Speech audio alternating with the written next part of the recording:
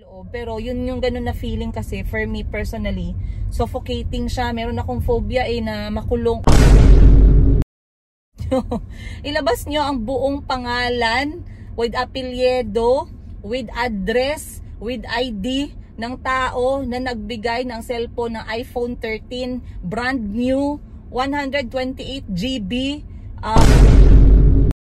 Kasi gusto nila sagutin yung mga tanong at paratang nila. Pag sinagot naman yung mga tanong nila at nag-explain ka naman sa paratang nila sa'yo, sasabihin naman nila, piling mayaman ka talaga, sinusumbat mo lahat ng naitulong.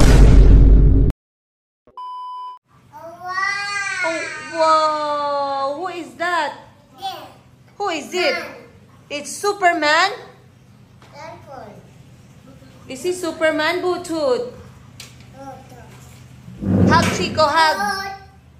Hug Chico, dali. Chico, she wants a hug. She wants a hug. Oh, good morning.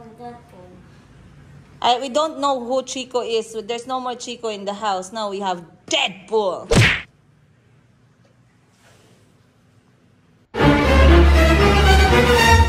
Ha! Chico is back.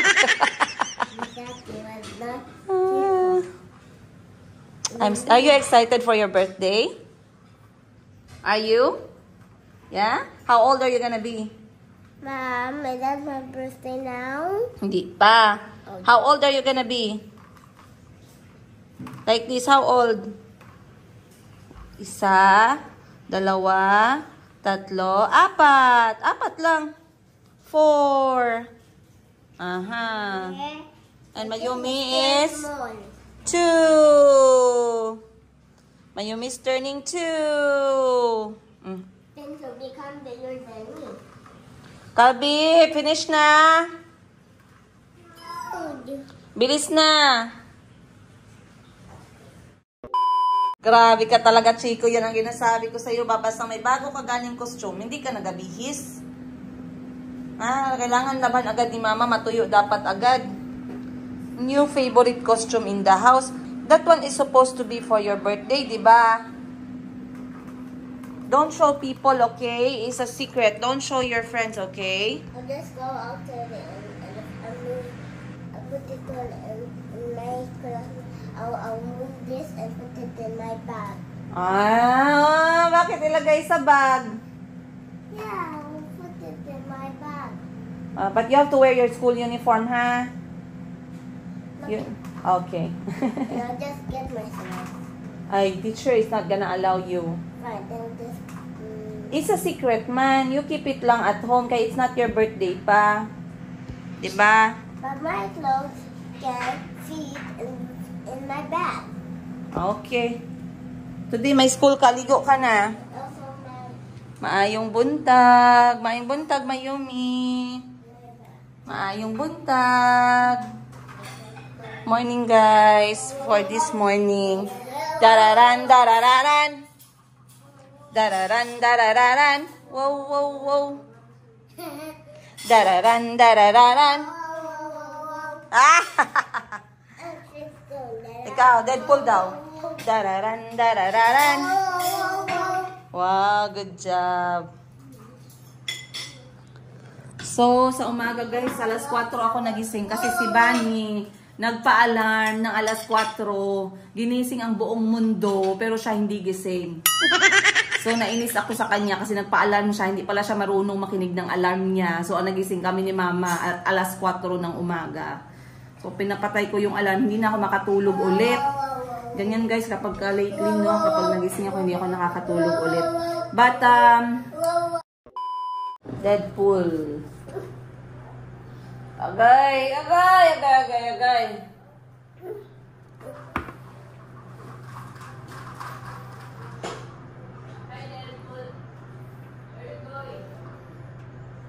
Nagising ako guys alas 4, hindi na ako nakabalik ng tulog. So, I just went ahead at nag-asikaso ng aking Facebook page kasi meron akong problema sa page.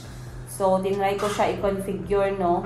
Kasi, meron pala tayong tinatawag na mga cyber security engineer. Ayun. So, may tinatawag na cybersecurity engineer. Kapag hindi na natin na-solve yung problema ng social media, pwede tayo magpatulong sa cybersecurity engineers. Meron namang mga available dyan. Pero much better pag kilala ninyo, no, para sure talaga. And they come with a price. Hindi po siya libre. Okay? So, I was trying to study my page kasi meron na naman akong problema ngayon sa Facebook page natin. But it's not something, I would say it's manageable naman, pero kailangan siyang isolve. So, I started reading about it at 4 a.m. Ano na lang ako guys, nag-inom na lang ako ng gatas. Ayan. Etong gatas para to sa mga bata, pero masarap yung lasa niya. So, once in a while, nag-iinom ako kahit konti. But this is my morning shot.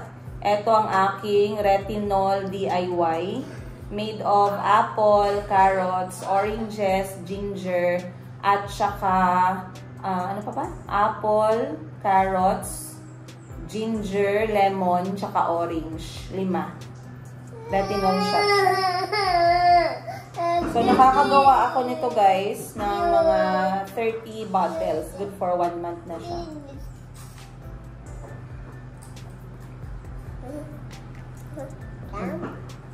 Want to try? No. How is Deadpool going to eat today?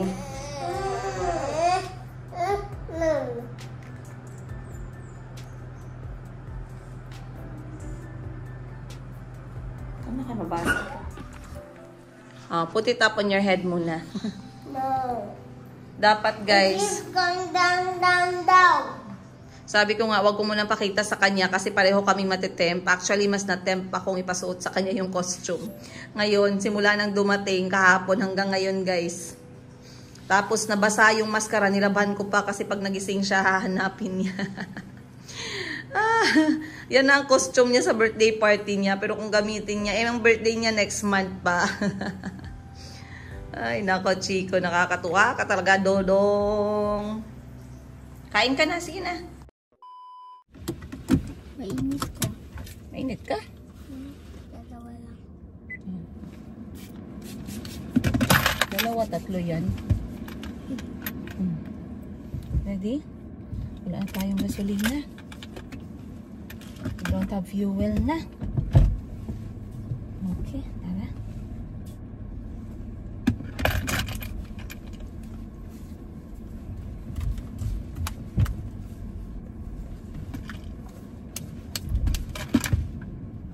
Good morning guys, maayong buntag.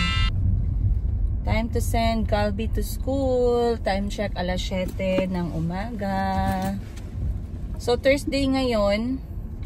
Pagka Thursday, cleaners po ako sa paaralan ni Calby. Cleaners, paano maging cleaners? Wala namang there's no such rule or policy sa pagiging cleaner na parents, no? But hanap ka lang ng pwede mong gawin tulong-tulong. So, kapag Thursday, ang schedule ko, wait lang, Calby, put on your seatbelt lang. Seatbelt, madali. But look, it says that no one puts seatbelt.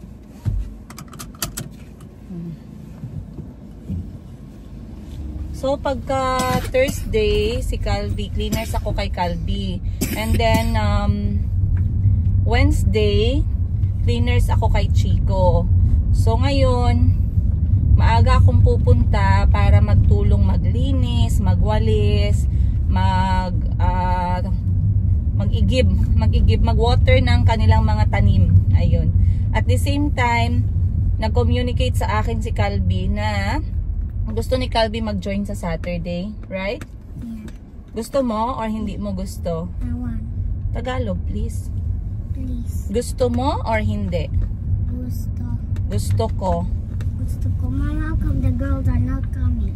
Only for boys lang. The girls have a different day. They called Girl Scout. Sa'yo kay Boy Scout. So we're further. Ang games for the boys is not the same as for the girls. You have horseback riding, the girls don't have. Oh, so where are they going? A few. Nalinis na nila guys ang buong compound. Nakakahiya man no, pero ang maganda kasi mga parents ba, very genuine ba, tsaka sincere sila sa kanilang pagtulong. Hindi sila nagakwenta. Hindi sila ibig sabihin na si ganito ganyan, hindi nagpunta, alam niyang ganito. Wala kang ma-feel na ganun ba? Kasi maramdaman mo man pag merong awkwardness, ginapag-usapan ka, pero walang ganun. I'm very happy sa sa mga parents na namimit ko lately. Very, very nice people. Shout out sa inyo. Alam ko some of you know etong buhay ko as a content creator. Minsan nagasabi sila, ma'am, sama mo naman kami sa vlog, ganun. Minsan, ma'am, wag mo isama sa vlog ngayon, ma'am, hindi ako nakaligo, ganun. Tawa lang ako eh. Hindi man din ako basta-basta maglagay ng camera guys sa mga mukha nila, kay hindi natin alam ang ng tao. But yun nga sinasabi ko, nalinis na yung classroom, so nakipag-usap na lang ako sa teacher. Kasi si Calvin nagsabi na gusto niya mag-attend ng Cub Scout, Kid Scout. Para siyang Boy Scout ba sa atin way back 1998. 1998. So gusto niya daw mag-join. So ang uniform is 850 pesos yung set. So kumuha ako ng isang set para kay Calvi kasi gagamitin din to ni Chico next year. Hindi pa din tayo lugi, divided by 2. So eto yung susuotin niya ngayong Sabado. Ang mangyayari, may program sila simula alas 7 hanggang alas 4 ng hapon. Sa morning, meron silang tinatawag na learning and games. And then sa hapon, meron silang tinatawag na exposure. Parang rampa-rampa style, ganun. So, to boost the confidence ng aking anak and to let him know that I support him sa mga gusto niya, especially involves academic, I will come, I will appear, I will be there beside him on this Saturday. So sobrang masaya ako kay Calvi kasi hindi siya nagdadalawang isip to tell me how he feels about certain things and to tell me his interest. But sometimes may mga panahon na syempre tayo as parents, we're supposed to guide them, especially at this young age. Okay, we have to guide them, teach them, ganun. Lalo na nga ako lang mag-isa guys, no. So somehow people think, lalo na yung mga couple dyan, mga parents, mama at daddy, they might think that this is overwhelming. Pero kasi pag wala kang choice, a single parent ka, at sa lahat ng mga single parent na nanonood dyan, I understand, I feel you guys. Wala kang choice, but you have to stand up both as a mother and a father at the same time. Pero yun nga, lagi ko namang vino-voice out sa inyo how happy I am and how blessed, grateful, and humbled I am to have a very amazing support. Not only my family, yung mga solid friends ko. Ayan, you know who you are. Maraming salamat po sa inyo. And of course, I thank God for giving me such knowledge, strength, patience, and resilience. Resilience to really surpass the challenges na tinatapon sa akin ng mundo. Time check, 7:44 ng umaga. Ihahatid ko na si Chico in about 15 minutes. But since I wanted to check around the area, iikot lang ako saglit guys. Kasi titingnan ko yung mga bagong gate. Makikichismis ako sa mga bagong gate dito. Titingnan ko yung kanilang mga design. At kung may nagpatanim ba ng halaman sa labas ng bahay nila, gusto kong makimarites kung anong tanim yung kanilang napili. So iikot lang ako dito guys. And meron na akong lisensya. Finally, ang lakas ng ID na driver's license dito sa Pilipinas. One of the strongest ID. Passport is okay, but I find the driver's license really, really good. So I'm really happy that I have it. Oh, akala ko gate ko lang yung manipis at saka ayan oh. Akala ko gate ko lang yung manipis, pero mas manipis pa pala yung kanila. Mas see-through pa sa loob. Dito wala pa masyado. So dito na side guys, mga 3-bedroom houses yan. Katulad ng model sa bahay. Wait, 3-bedroom ba to? 2-bedroom lang pala to. Konti lang kasi yung 3-bedroom dito talaga. Maganda din yung gate niya oh. Maganda din siya. Dito lang na side mapapakita ko sa inyo kasi naka-attach yung camera ko dito na side sa my right. So kung ano yung makikita nyo na bahay dito sa left, Pero anyway, halos lahat bakante pa guys. Kaya nga ako nagtataka. Sabi ko, ha? Pag ako natayo na yung bahay ko, lipat na agad yan. Eto naman siya, meron siyang tindahan, kinonect niya sa bahay niya. Sabi ko dati, gusto ko magkaroon din ng sari-sari store. Pero naisip ko, parang mas malakas sa temptasyon. Eto naman sa kanya, gray. Okay din, hindi masyadong citrus sa loob. Pero yun yung ganun na feeling kasi, for me personally, suffocating siya. Meron akong phobia na makulong yung pakiramdam. Meron akong phobia makulong. Uy, nako. Meron akong phobia sa parang ganun ba yung ano nga ulit, nakalimutan ko ulit yung English term doon. Para siyang suffocating, para siyang hindi makahinga, ganun. So, hindi naman talaga as in very intense phobia, but I just don't like that feeling that I am in a very enclosed and tight space. And space that I cannot see outside, I cannot breathe. Kaya isa sa crucial factor nung pumipili ako ng bahay is yung bintana. I love open big windows every part of the house, lalong-lalo na sa aking kwarto kasi nga I don't want to feel like I am suffocated ba. So dito wala masyado guys, hindi pa sila lumipat. Let's go on the other side. So dahan-dahan lang talaga ako guys. Ang aking takbo ay G's or 10 lang. So ikot tayo dito. Dito na side kasi I heard they're going to make parang swimming pool playground style. So sana matapos na yan, no? O, tingnan natin kung gaano ka-effective para sa mga bata. May mga bahay din na parang nasa corner siya. Parang corner type. Ayan, no? Maganda din yung corner kasi mas malaki yung spaces nila. And you can do a lot of things. Of course, you have to pay for that excess lot. Kaso nga, yung sa akin, ang pro doon is nasa maharap ako ng security guard kasi na sold out na daw yung corner lot. Pero if I would be given the chance, corner lot is also an amazing choice para sa mga anak ko. It's good for them to have a little bit more space para makatakbo-takbo sila. Yan. I feel somehow bad yung space ko ay limited para sa mga bata. That's why I'm really trying my best na sila ay iba din sa kanya guys, oh. At sa kanya pader talaga na full pader, oh. Tapos gate na mataas na super enclosed. So again, meron tayong kanya-kanyang preference. So I was trying my best na expose sila sa nature and take them somewhere wide. House and lot for sale and for assume. Meron dito. This is a 3-bedroom house. May nagpapa for sale dito guys at pa-assume. 3-bedroom house. Kung interesado kayo, let me know. Comment down below. Syempre, pag nabenta ko yan, meron tayong tinatawag na commission. Automatic yan guys, pero hindi kayo ang nagabayad ng commission. Ang nagabayad ng commission is yung owner ng property. So, hindi yan kawalan sa inyo. Okay? Kawalan yun sa kanila. Pero it's a good source of income, lalo na sa akin, single nanay. Hindi ako, I think never pa ako nakapag-recommend ng property. I tried na mag-sell ng property. I think, meron pala sa Cebu. Ito, iba din yung style niya, oh, yan. Meron pala akong na-recommend na property, and in fact, they bought the property sa kapatid ko na nasa Cebu. Si Freebie Pareño, shout out sa'yo, ang aking ikapitong kapatid na lalaki. So, one lady approached him online, decided to get, I believe, condo ang kinuha. So, I'm very happy, may commission ako doon, ma. Maraming salamat po. So, for you guys who's considering to get property dito sa Gensan, I highly recommend Agan Land Developer. Magaganda, oh. Maganda din to, oh.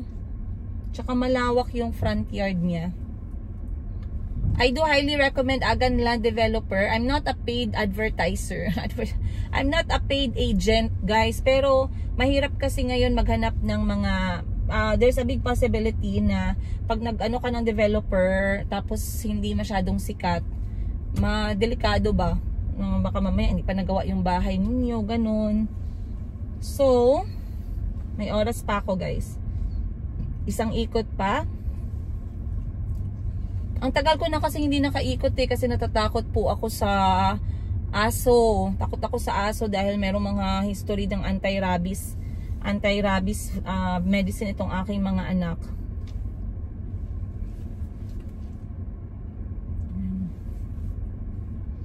So, I think last ikot ko dito, last 2 months ago pa. So, hindi na ako updated sa mga nangyayari around the area. Pero nagtatanong-tanong ako sa security guard. Ayan. Ito, pahiga din yung sa kanya, yung kanyang gate. Ito naman, merong mga detalye. Ayoko na magpa-detalye guys, kasi bukod sa ka-customize siya, matagal siya gawin. I just don't want that complicated design. I think I try to, eto medyo ayoko din ang kanyang design. Again, personal opinion ko lang to guys ha, personal opinion lang yan. Sila, iba yung gusto nila, iba yung gusto ko, iba yung hindi ko gusto, the same goes with them. And I'm sure marami din ang hindi may gusto sa napili kong gate.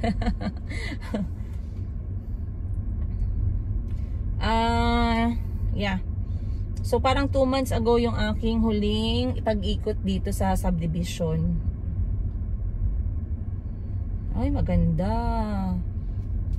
Maganda siya. So, natutuwa naman ako guys na hindi lang pala ako mag-isa. Yung may thinking na ayaw ng patayo na rehas ng bakal. Or ayaw ng patayo na gate. O iba din yung design ng kanyang ng kanyang bintana.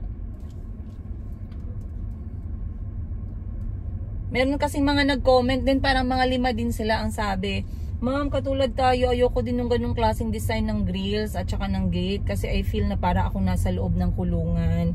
So, akala ko ako lang mag-isa guys yung ganyang klaseng thinking. Kinakabahan na ako, akala ko hindi na tayo normal eh. And speaking of hindi normal, natawa ako sa episode na in-upload ko kahapon about sa may nagbigay ng regalo. Alam nyo, tawa ako ng tawa. Alam nyo kung bakit? Sabi ganito. Sabi ng basher, galit na galit, ang taas ng comment dun sa mga ina-upload ko recently. O, sabihin mo na kasi ang totoo. Sabihin mo na kasi ang totoo na hindi ikaw ang nagbigay ng cellphone na yon. Sabihin mo na kasi ang totoo na subscriber at subscriber ni AC ang nagbigay ng cellphone at sinasabi mo na ikaw ang nagbigay.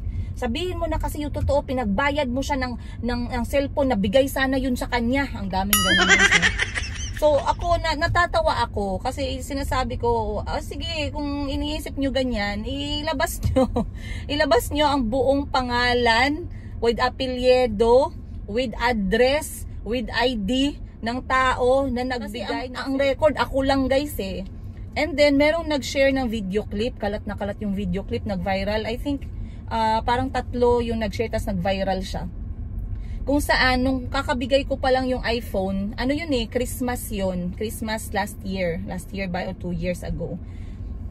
Christmas yun, kinausap po yung kapatid ko, sabi ko sa kanya, gusto ko talaga ma-experience ni AC yung magkaroon ng iPhone. Kasi doon sa Africa, mahirap talaga magkaroon ng iPhone. Bukod sa marami ng peke kumakalat, sobrang mahal talaga. Kasi mahirap i-access sa kanila yung ganun, kailangan siya special order. So gusto ko ma-experience niya at ma-enjoy niya yung kanyang mga video, mga picture, mga ganito ganyan. So sabi ko sa kapatid ko, para hindi naman ako masyado mabigatan, kalahati nung value, iregalo ko yung kalahati, si auntie ang may responsibilidad. At nung araw na natanggap niya, nag-vlog siya. May vlog siya at nag-viral yung short clip ng vlog niya mismo na nagsabi siya, guys, hindi ako makapaniwala. Sabi niya sa video niya, actually nandito din sa akin, sinend sa akin, madaming nag-send. Hindi ako makapaniwala, nakahawak ako ng iPhone, I'm so happy. Parang maiyak-iyak pa siya, no? Kasi ginawang posible ni Princess na makahawak ako ng iPhone para makakuha ako ng maayos na vlog. Tapos ang gagawin namin dito, kalahati siya, regalo niya sa akin, kalahati ako yung may responsibilidad. Ay dapat lang, alangan naman guys, saka dami-dami nating responsibilidad, pagkain sa bahay, tubig, kuryente, internet, lahat na lang. Tapos ibigay mo lang ng ganun, no? Sabihin nyo sa akin naman kung naman na yan, no? Kung hindi pa ba maganda yung ganong klaseng offer. Imagine ngayon may nagpapakalat ng fake news, ganito ganyan. Sabihin mo sino yan, sabihin kasi kanino nang galing sponsor yan, ganito ganyan. Ilabas niyo yung pangalan, complete name, address para maano natin, kasi right now Ang resibo, serial number at ang box ay nasa akin. Ang pangalan nasa akin, ang bayad record nasa akin. Hindi ko po kinash yun, binayaran po yun ng buwan-buwan. Kasi hindi ko siya kayang i-cash dahil wala naman akong savings. Ubos na ubos ang savings ko pag uwi namin ng Pilipinas. Hindi ko binawi yung cellphone. Kasi wala man talaga akong intention, guys. Kung may intention lang talaga ako na alam niyo yun, na pangit na intention, hindi ko sana gipadala yung cellphone, tapos gi-check ko pa sana yung cellphone, gi-delete ko pa sana lahat ng videos ng mga anak ko doon. Hindi ko naman alam pala na may plano palang madilim itong ating, ay naku. Sabi ko nga sa sarili ko, yun na ang huli. Yun na ang huli na tao na mag-traidor sa akin talaga. Oh, yan, eto. Ano tuloy ang ating kwento, no? So anyway, yan ang sinasabi ko sa inyo guys about doon. Tapos may nag-comment din na binili mo lang yung sapatos para ipakita na may nagbigay sa'yo. Tawa ko ng tawa sa mga basher at hater kasi gusto nila sagutin yung mga tanong at paratang nila. Pag sinagot naman yung mga tanong nila at nag-explain ka naman sa paratang nila sa'yo, sasabihin naman nila, piling mayaman ka talaga, sinusumbat mo lahat ng naitulong. Akala ko yung ex-boyfriend ko, ex-husband ko lang ang mahirap kausap, kayo din pala. So yun guys, ang sinasabi ko. Alright? Hindi mo talaga, yung taong merong hidden agenda against sa'yo at gusto kang pabagsakin, at saka inggit na inggit, yan yung mga simptomas ng inggit eh. Akala nyo ba guys, bakit ang lakas ng loob ko magsabi simptomas ng inggit yan? Nakita ko na yan dati. Nakita ko na yan gayang sintomas. Na kahit na anong sabihin mo, kahit na ilang tao, 10 tao, 20 ka tao, 100 ka tao, kahit na yung tao na magpapagitna sa iyo walang kinikilingan, talagang hindi makikinig yan kasi na blind na yan ng inggit at galit at ang intensyon at ang kanilang ultimate goal ay bumagsak ka. Okay? So, sa mga friends ko na kinakausap ako, ina-advisean ako, alam nyo ang lagi kong sinasabi sa kanila, what makes me feel better is knowing that it's over. What makes me feel better is my close friends and family will not experience such things. Okay? So, pag tinatanong ako ni Maring Sara how I'm doing, I'm telling Maring Sara, I give her an advice and I share with her na sana I pray na hindi mangyari sa iyo ang ganito kasi it's something that I'm not saying na all negative siya kasi despite all the negativities, the lies, the fabricated stories, the fake accounts na tumitira sa akin at sa mga anak ko, ang balik ay blessing araw-araw. At sabi nga, sa sapatos na nagbigay sa akin ng sapatos, marami nag-comment, uy princess, mahal yung sapatos na yan, ganito, ganyan. May nagsabi na binili ko daw tapos claim. Tapos pag pinakita ko naman yung pangalan nung nagbigay, sasabihin naman nila, sinabihan mo lang yan, kakuntsaba mo yan, kapatid mo siguro yan, ganun. So it's a hopeless case. It is a hopeless case. And I see a lot of positive comments. I do want to shout out each and every one of you. Slowly guys, nasusugpo ng kabutihan ang kasinungalingan. Dahil ngayon 4 na lang po yung fake accounts na talagang pinipilit na magpapansin sa mga upload natin. But medyo nalungkot naman ako. Ngayon malungkot na naman. Bakit na naman malungkot ang beshi ko? Kasi I wanted to show them more blessings. Sabi ko tumatagal nagsisialisan. Bakit kayo nagsisialisan? Hindi, dyan lang kayo. Upo kayo dyan. Kung nandito lang kayo sa harapan ko, bigyan ko pa kayo ng tubig eh. Upo lang kayo dyan and watch. Watch how things are going to unfold. And by that time, if you are still in denial about every single thing, then just know wherever you are right now, you're going to stay there. Yung mga talangka ang utak, kaya po kayo nagiging talangka kasi you are just there. Hindi po kayo nag-grow. Hindi kayo nag-grow mentally, hindi kayo nag-grow physically, hindi kayo nag-grow emotionally, hindi kayo nag-grow spiritually, hindi kayo nag-grow financially. Every actions that we do, that's why we always, I know this is a cliche, we reap what we sow. And that is so true. Alam nyo guys, maraming mga kasabihan dati doesn't make sense to me. I don't understand mga kasabihan na yun. Feeling ko baduy. Pero you know what? Because of everything that I have experienced in my life firsthand, the simplest and the most cliche statements are really, really transparent ngayon sa mata ko at sa pakiramdam ko. Kasi now I understand how it means. Alright? I understand how it means. So, again, maraming salamat. Buti hindi ko pa naririnig, no, yung paggawa ng kwento naman na, yung kotse mo, nakuha mo lang yung kotse mo kasi dapat, yung perang yan, mapunta dapat yan kay ganito, kay ganyan.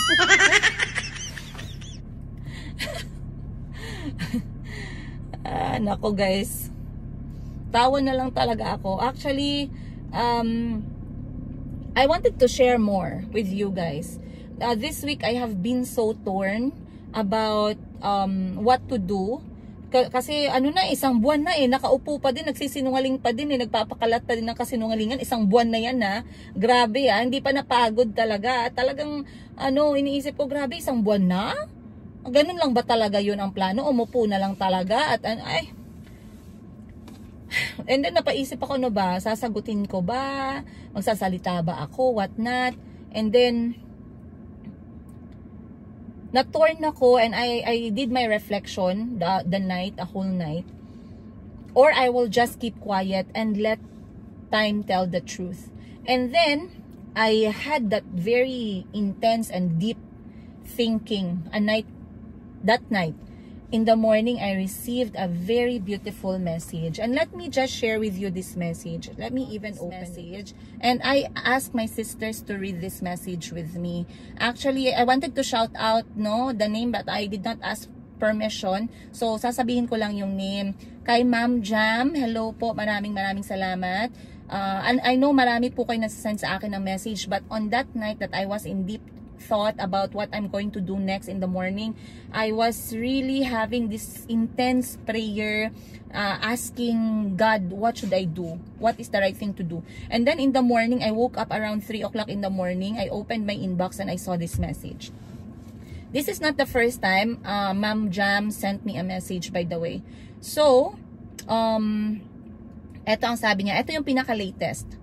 Hello, Princess. A good read. Give it a thought. How to address the bashers. Read this before your next argument. The story of a donkey and tiger. So I don't want to bore you with this long English story, but I will tell the story to you guys sa Tagalog. So isang araw, merong tiger at donkey na nag-uusap. Sabi ni donkey, ang grass ay blue. Sabi naman ni tiger, hindi, green yung grass. So nag-away sila hanggang pumunta sila sa lion, the king of the jungle. So sabi ni donkey, Your Highness, di ba tama ako, yung grass ay kulay blue. Ngayon sabi ng lion, oo, tama ka, blue yung grass. So ngayon, masayang-masaya si donkey, pinagkalat, blue yung grass, blue yung grass. Ganon, no? Maya-maya, sino yung kasama niya dito? Si tiger, pumunta sa lion. Sabi niya, Your Majesty, nagtataka ako, bakit mo ko binigyan ng punishment? Kasi ang punishment na binigay kay tiger is, you have to keep quiet for a certain period of time. Sabi niya, bakit niyo ko binigyan ng punishment? Alam niyo naman na ang kulay ng grass talaga ay green. Bakit niyo hinayaan si donkey na magkalat ng fabricated na lie or guni-guni, ganon? And then, nasumagot si lion, ang king of the jungle. Sabi niya, actually, this has nothing to do with whatever the color of the grass is. Sabi niya, ang punishment na binigay ko sa'yo is hindi possible para sa mga taong bagsak yung utak. Okay? Hindi para sa mga taong utak talangka. Ang punishment na binigay ko sa'yo is because you are brave and intelligent creature and you don't have to waste your time arguing with the donkey. And on top of that, ginugulo niya ako sa question na alam niya naman na mali ang kanyang iniisip. And so, I kept quiet and I'm like, it's amazing to receive such message at 3 o'clock ng umaga. So, merong message na kadugtong, the worst waste of time is arguing with a fool and fanatic who doesn't care about truth or reality, but only the victory of their beliefs and illusions. Never waste time on discussions that makes no sense. There are people who, for all the evidence presented to them, do not have the ability to understand, and others who are blinded by ego, hatred, and resentment, and the only thing that they want is to be right, even if they know that they are wrong. When ignorance screams, intelligence shuts up. Your peace and tranquility are worth more. Then, merong takeaway, not every argument is worth your time. Arguing with fools only steals your peace. Wisdom is knowing when silence is the strongest reply. Sobrang amazing. Sobrang amazing. Maraming salamat, Ma'am Jam. I cannot imagine how blessed and lucky the people are around you for having such knowledge and, you know, humility in every word that you share. And then may pahabol si Ma'am Jam. People talk behind your back for 3 reasons. Number 1, they cannot match your level. Number 2, they envy what you have. Number 3, they try to imitate you but they failed. And so, that is the message. She sent me a lot more messages, guys. And I also responded, but that one we can talk about it next time. Since this one is actually getting long na. I'm going to pick up Chico. It's already 8:10 ng umaga. Ihatid ko na si Chico sa school. And I guess I'll see you guys on today's episode.